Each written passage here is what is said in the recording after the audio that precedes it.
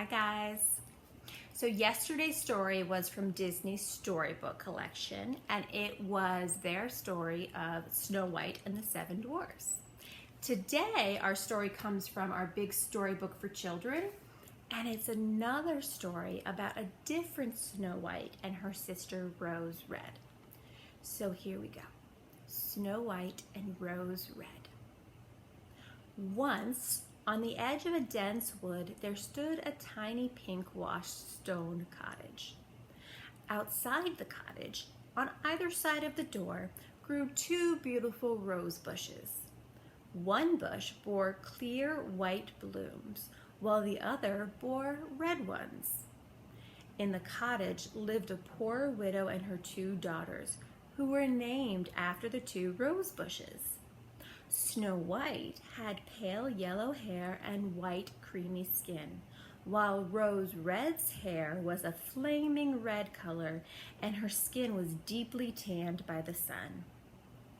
The girls' names were also reflected in their characters. Snow White was quiet and gentle and moved slowly and delicately, while Rose Red was always happy and gay and loved to run everywhere.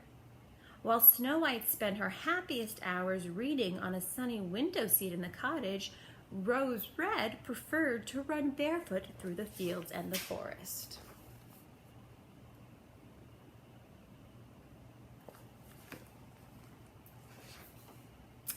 But although the two sisters looked so different and liked very different things, they loved each other dearly and spent most of every day together. They were good and kind and did all they could to help their mother look after the cottage. In summer, it was Rose Red's turn to do all the chores. She would get up at the first cock's crow, and her first task was always the same. She would pick two roses, one white and one red, to brighten her mother's breakfast tray. Then she would rush through the rest of the jobs, and when they were done, she would run out into the sunshine. Snow White did all the chores in winter, and she too got up at dawn so that a bright fire would be burning in the grate when her mother got up. Then she would do the rest of the job slowly and carefully, only finishing as the sky darkened at dusk. Then the widow and her two daughters would spend their winter evenings together, sitting around the still bright fire. Snow White and Rose Red would stare into the dancing flames as their mother told them old tales and stories. Snow White and Rose Red were sitting listening to their mother's tales one dark winter's evening when they heard a knock at the door. "Go and answer the door," the widow told Snow White. "Someone must be lost." As Snow White opened the door, snowflakes swirled inside. As she peered into the darkness, she could just make out a huge black shape. It was a bear. "Do not be afraid," the bear said. "I won't hurt you. I only want to warm myself by your fire." By your fire. Though Snow White and Rose Red hid in a corner, the widow was unafraid. "Poor bear," she said. Come and lie by the fire." Snow White and Rose Red soon saw that the bear meant no harm, and they returned to their seats by the fire. As his fur dried out, the bear stretched himself and growled happily. When the widow and her daughters climbed the stairs at bedtime, the bear still slept peacefully by the smoldering fire, but in the morning he was gone. There's their cottage. There's the bear. But that evening he returned to the cottage again and spent a happy time with the widow and her daughters. Soon, every day was the same. The black bear would come to the cottage each evening and would sleep by the fire, leaving early in the morning. Snow White and Rose Red soon made friends with the bear and spent many happy winter evenings with him. But when spring came again to the forest, the bear paused one morning as he left the cottage. "I have to go now," he told Snow White. "I won't see you until winter comes again. I must go to the forest to guard my treasure. Wicked dwarves who only come out of their underground homes in the spring will try to steal it from me. Goodbye." As the bear stepped from the cottage, a piece of his fur caught in the door, and Snow White thought she saw a glow of gold beneath the fur. But that cannot be, she said sadly through her tears. Bears are not made of gold. A few days later, Snow White and Rose Red went out together into the forest to gather wood for the fire. They were about to step over a fallen tree trunk when they noticed something jumping up and down on it. It was a tiny dwarf whose long beard was tangled around a branch. The dwarf glared at the girls. "Fools, don't just stand there," he cried. "Set me free." "Well, how did you get caught up?" Snow White asked. "Nosy girl," the dwarf cried. "I don't have to tell you, but I suppose you'll leave me here if I don't. I was out collecting firewood and my beautiful long beard got tangled. That's all. Now get me free." The girls tried to untangle the dwarf's beard, but they could not. So Snow White took a pair of scissors from her pocket and snipped off the end of the beard. The dwarf was free, but he was not at all grateful. "You stupid, stupid girl," he cried. "Just look what you've done. You've cut off my lovely long beard." Then, still grumbling, he picked up his bundle of wood, which unknown to Snow White and Rose Red was full of gold bars, and scurried off through the trees without a backward glance.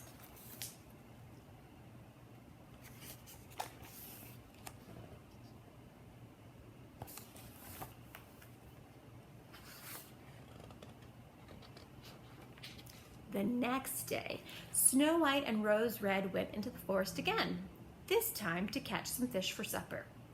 As they neared the lake, they saw something bobbing up and down in the water. As they drew closer, they saw that it was the little dwarf that they had rescued the day before. "What are you doing in the lake?" asked Rose Red. "What do you think I'm doing?" asked the dwarf, coughing and spluttering. "I'm not here because I enjoy it. A big fish is pulling me under." "Why is he doing that?" Snow White asked. "I suppose I'll have to tell you, you nosy creature," said the dwarf. "My beard caught up in my fishing line and a big fish took the bait. He's too big for me to pull out. Help or I'll drown." Once again, Snow White took out her scissors and snipped at the dwarf's beard. In seconds, he was free, but he was far from pleased. "Stupid, clumsy girl," he cried. "You ruined my beautiful beard yesterday, and now you've made it even worse." The dwarf turned and, still grumbling, he scurried off into the trees, carrying his fish basket, which contained not fish, but huge white pearls.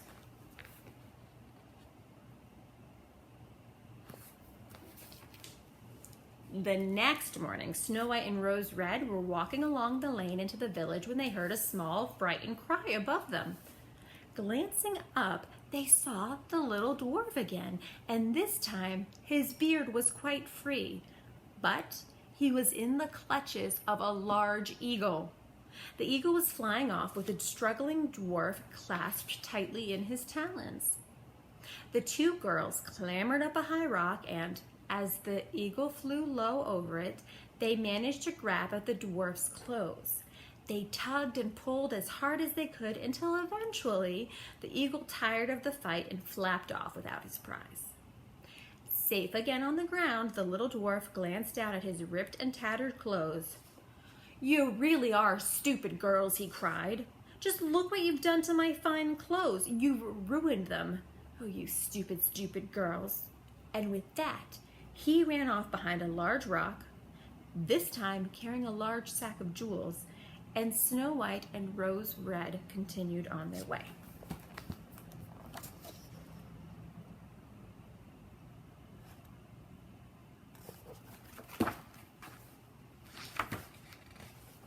They were making their way back home from the village at dusk when they noticed a strange glow beside the lane.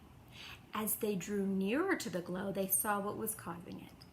The little dwarf was sitting in a small clearing, sorting through his precious jewels, and the sun's last rays were catching them and making them shine dimly.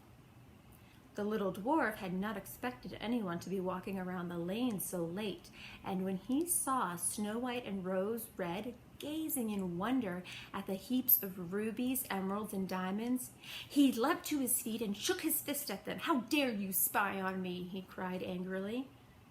"We're not spying on you," Snow White explained. But the little dwarf would not listen. "Yes, you are," he cried, growing angrier by the second. "You are spies. Get away from me. Go away."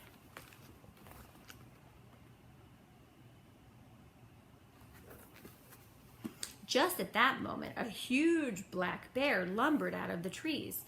The little dwarf trembled at the sight of him. "Please don't kill me, bear," the dwarf pleaded, dropping to his knees. "Please spare me." The bear took no notice, but walked closer to the dwarf. "Please don't kill me," the dwarf pleaded. "I'm too small to eat. Well, you'd hardly taste me. Why don't you eat these two girls instead?"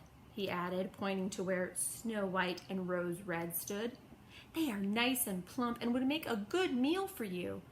The dwarf pointed to the jewels spread over the grass. "And you can take all my jewels too, bear, if only you'll spare me."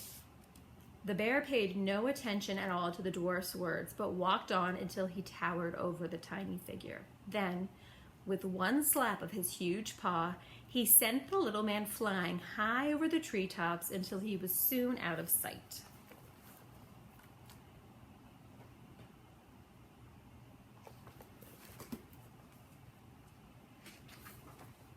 The bear then turned to Snow White and Rose Red, who stood quite still. "I think we should run away," Rose Red whispered to her sister. But as the girls started to run along the path, the bear ran behind them, calling out to them. "Snow White, Rose Red," he called, "don't be afraid of me. Why don't you remember me? I'm your old friend, the bear who used to sleep by your fire in the winter. Surely you remember me." At the sound of the bear's deep, kind voice, the girls recognized their old friend, and they stopped running. Snow White touched the bear as he came closer, and immediately a very strange thing happened.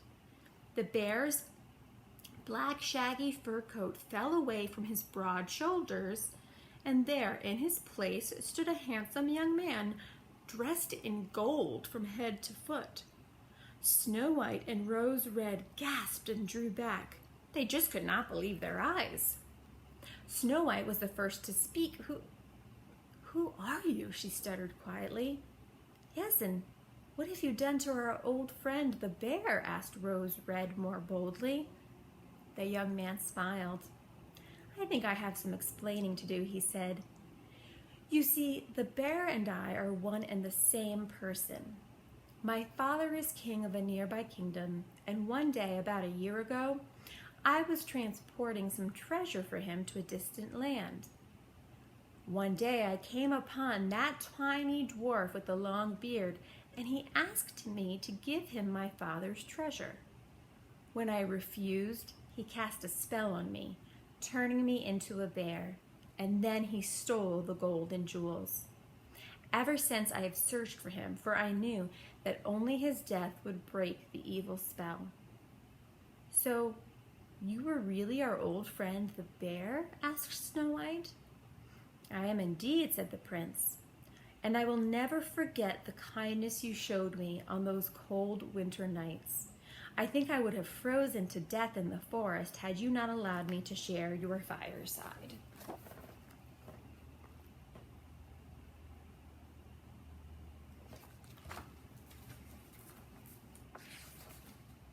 Snow White and Rose Red were invited to spend some time with the prince in his palace home, and it was during that holiday that Snow White and the prince fell in love.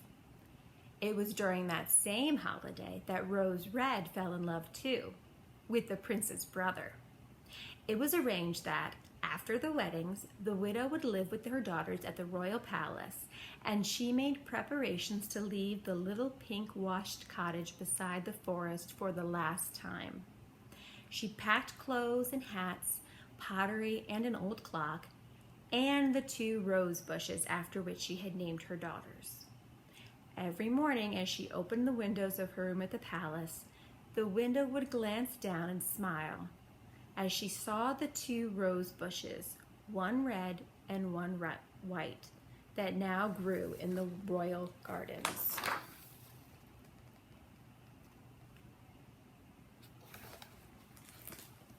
A little different than Disney's Snow White, right? But still a good story.